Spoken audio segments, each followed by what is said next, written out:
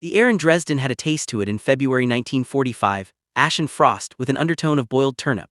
Annalise Weber pulled her worn coat tighter as she hurried along the narrow street, her breath forming small clouds that vanished as quickly as they appeared. She was 17, though the mirror showed her a face much older, sharp cheekbones, eyes that had learned to look down, a mouth that rarely smiled. Her younger brother, Klaus, held her hand. At 8 years old, he still asked questions she couldn't answer. Lies, why are the birds gone? She looked up at the bare trees lining the street. He was right. There were no birds, not since the bombing of the city to the west had started in earnest. The animals always knew before people did. Perhaps they flew south, she said gently, to find warmer weather. But it's winter, they should be. Klaus, she squeezed his hand, no more questions today. They turned onto Pragerstrasse, once a beautiful boulevard of shops and cafes, now a street of shuttered windows and empty doorways.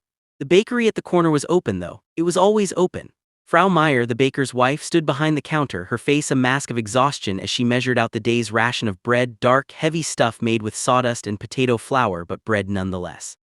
Annalise, Frau Meyer nodded as they entered. Your mother's cough. No better, Annalise admitted. The doctor has no medicine, he says to give her tea and hope. Hope, the baker's wife laughed, a hollow sound. I used to have some of that, now I use it to light the oven. She wrapped the small loaf in brown paper and handed it over. Tell your mother we pray for her. Outside again, Klaus tugged at her sleeve. Lies, is Muddy going to die? The question hit her like a physical blow. She stopped walking and knelt in the middle of the empty street, gripping her brother's thin shoulders. Listen to me, she said, her voice fierce. Muddy is strong, she survived the last war as a child, she survived the inflation, the hunger before you were born, she will survive this. But you must help me, you must be brave, no more sad faces when we come home, only smiles, can you do that? Klaus nodded solemnly, his lower lip trembling slightly. I can do that. Good boy, she kissed his forehead and stood. Now let's go home. Their apartment was on the third floor of a building that had once been grand. High ceilings, ornate moldings, a balcony overlooking the street. Now the wallpaper peeled in damp corners and they lived mostly in the kitchen, the only room they could afford to heat with the meager coal ration. Their mother Elfrid sat in a chair by the small stove, wrapped in blankets, her face pale and drawn. The cough that had plagued her since November rattled in her chest like dried peas in a jar muddy. Klaus ran to her, his face arranged in a determined smile. Look, bread, fresh bread. Elfrid managed a weak smile, stroking his hair. My brave boy. Her eyes met Annalise's over his head, and in them was everything she could not say. I am dying, take care of him, forgive me. Annalise busied herself with the bread, slicing it thin, boiling water for tea made from dried linden leaves. Outside, the afternoon was fading into evening, the sky turning the color of old bruises. That night the sirens came, the sound was unlike anything else in the world. A rising and falling wail that penetrated bone and marrow, that turned blood to ice water. Annalise was awake before she knew she had moved, shaking her mother, grabbing Klaus from his bed. The cellar quickly. The building's cellar was damp and cold, lit by a single lantern. The other residents huddled together, old Herr Brandt who had lost his sons on the Eastern Front, the young widow Futch with her newborn baby, the crippled veteran who sold matches on the corner.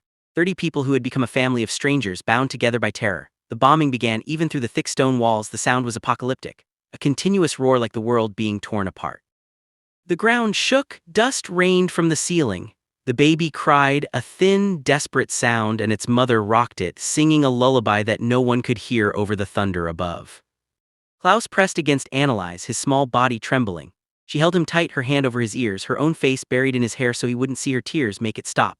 Please make it stop. When the all-clear finally sounded, hours later they emerged into hell. The world above was fire. The beautiful city of Dresden, the Florence on the Elbe, was a furnace. The sky glowed orange. The heat was intense, a wall of it that drove them back toward the cellar entrance. People were running, screaming, carrying children, dragging the wounded. Annalise saw a woman whose hair was on fire, running blindly, and then she was gone, swallowed by smoke. We have to go, Herr Brandt shouted. The river, the Grosser Garten, we have to get to open ground. They ran. Annalise carried Klaus, her mother leaning on her other side, stumbling, coughing. They joined a river of humanity flowing toward the great park, past buildings that collapsed in showers of sparks, past bodies lying in the streets, past horrors that would live in Annalise's nightmares for the rest of her life. The Grosser Garten was a vision of surreal beauty amid destruction. The snow-covered ground reflected the orange glow of the burning city. Trees stood black against the fire sky. Thousands of people huddled on the frozen grass, watching their home die. They found a spot near a frozen pond. Annalise wrapped her mother and brother in the single blanket she had grabbed and sat between them facing the flames. Lies, Klaus whispered, the birds, they knew. Yes, she said quietly, they knew. The days that followed had no shape, no order. They existed in a fog of hunger and cold and grief. The city smoldered for weeks. The famous Frauenkirche, its great stone dome a landmark for miles, collapsed inward with a sound that echoed through the ruins like a death knell. They found shelter in a village outside the city in the barn of a farmer who had lost his sons and had room in his heart for the lost. Elfred's cough worsened, then, impossibly, began to improve. The fresh air, the farmer's thin soup, the simple act of being away from the fire, something allowed her to cling to life. And then in May, the war ended. The news came from a boy on a bicycle shouting as he rode through the village. The Americans were coming. The war in Europe was over. Annalise stood in the farmyard, a bucket of water in her hand, and listened to the words she had never thought she would hear. Klaus ran in circles, shouting with joy he didn't fully understand. Their mother came to the door, leaning on the frame, and for the first time in months she smiled, a real smile, weak but genuine. That evening, they stood at the edge of the village and watched the American jeeps roll in. The soldiers threw chocolate and chewing gum to the children. Klaus caught a chocolate bar and stared at it as if it were made of gold. Annalise watched the soldiers, young men not much older than her, with clean faces and easy smiles.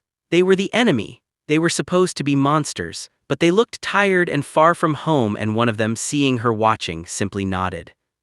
She didn't nod back, she couldn't, but she didn't look away either. Years later, long after the rebuilding had begun, long after the city had risen from its ashes, Annalise Weber would tell her own children about that night in the cellar, about the fire in the sky, about running through hell with her brother in her arms.